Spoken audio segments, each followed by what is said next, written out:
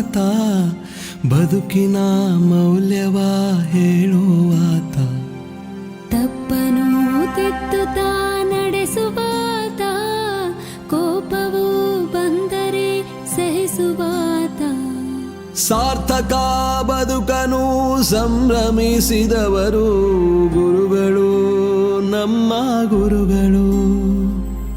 ಸಾರ್ಥಕ ಬದುಕನು ಸಂಭ್ರಮಿಸಿದವರು ಗುರುಗಳು, ನಮ್ಮ